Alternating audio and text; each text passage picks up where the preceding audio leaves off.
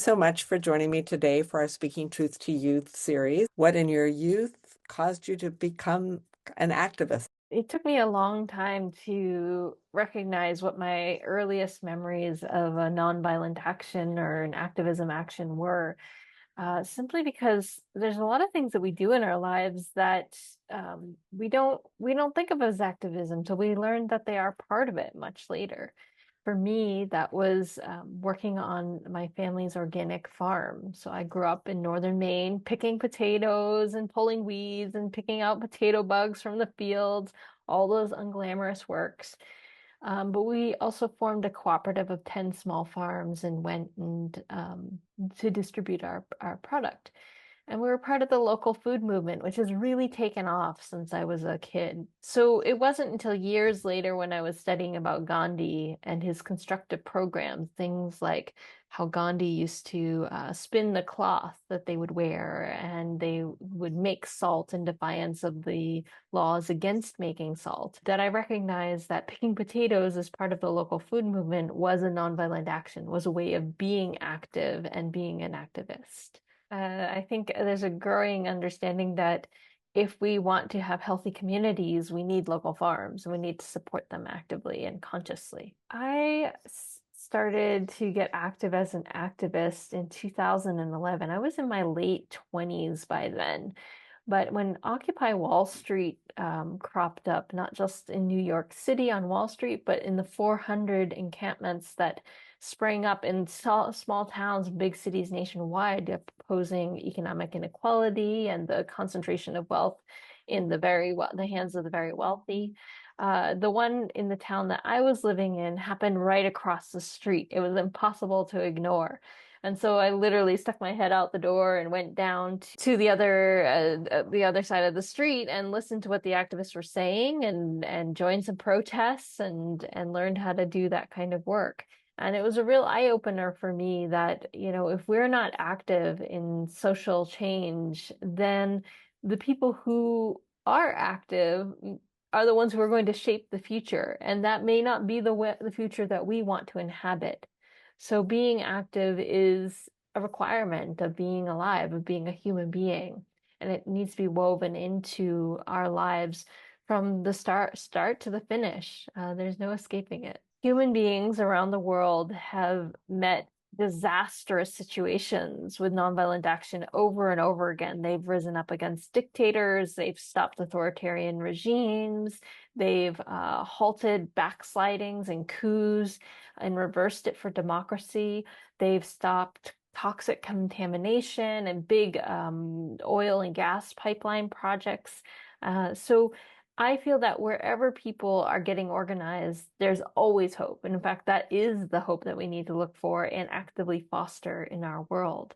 It's not guaranteed to succeed, there's no promise that if we take action, it's all going to work out fine. But there is a promise that if we don't take action, that terrible thing is definitely going to happen. See, hope is in the true stories from around the world where people have kicked dictators out of power, not just once, but over and over and over again. And if they can do that, then certainly we can do something similar if we have need to. And when you think about it, when you think about some of these portrait subjects, a lot of them organized when they did not have political rights. They couldn't vote. They didn't have functional representation from their government. A lot of times, particularly in the civil rights movement, there was no one in the law on their side, from the courts to the police department to the city councils to the business associations.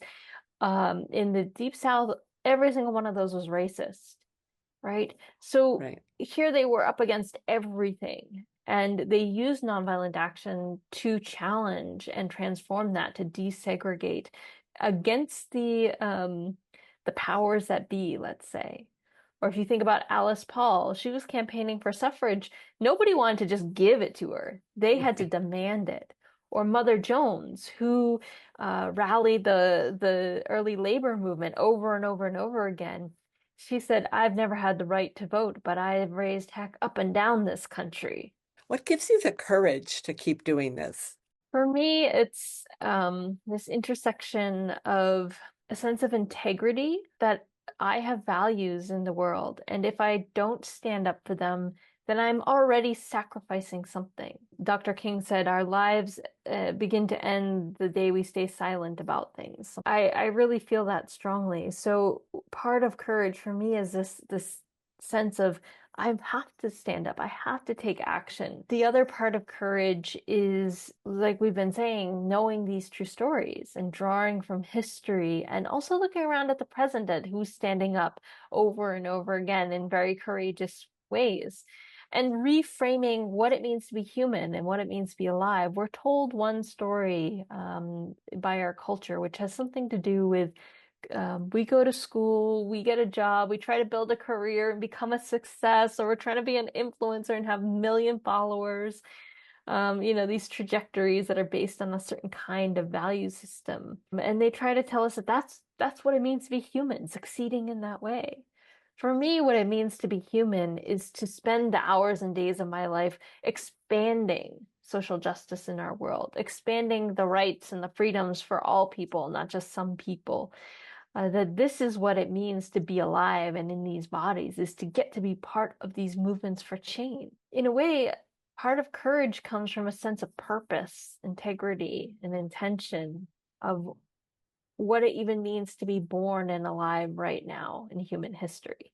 We know we're going to have immense change in our world, or we're just not going to survive our current configuration. This is a moment where we have to show up. I think there's that beautiful quote in The Lord of the Rings where Frodo asks Gandalf, I just wish it didn't have to be in my time that we had to do these things. And Gandalf says, so do all who live through such times. But it is just up to us to do what we can with the times that we have been given.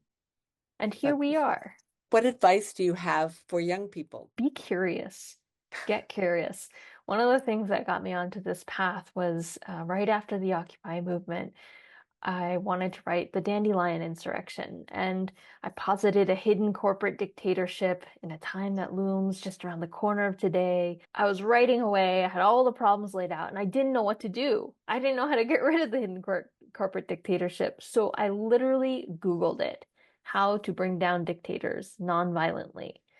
And what came back were all these stories of how people have done it in Serbia and the Philippines.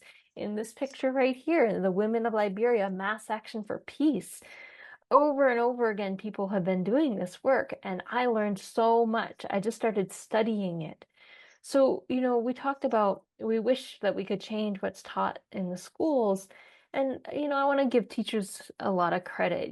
They're up against some real challenges. We have a lot to shift and change together as students, as families, as teachers, and as those who set the curriculums. But no curriculum, no matter how robust, is going to get to cover the immensity of knowledge that is out there. And so it's on us to be perpetually curious about our world, about history, about social change, about finding the tools that make us feel empowered and alive, finding our heroes that are out there in the world, and staying anchored in the stories that matter to us. There's a lot of things on the internet that will kind of suck your attention away and kind of make you feel really down in your spirits.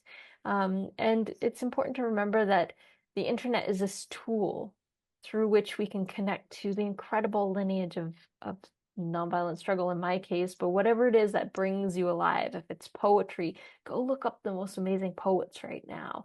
There's lots of websites for that. If it's art, spend your time looking for art that just floods your soul with enthusiasm for getting to be alive in these times and using your artistry to talk about what's going on or what it means to be here. So yeah, be curious, be engaged, trust that there's a lot of knowledge out there at your fingertips, and that you can connect to wonderful people who are rooting for you, rooting for your success, and rooting for our communities and peace and the planet. Joan Baez said that action is the antidote to despair.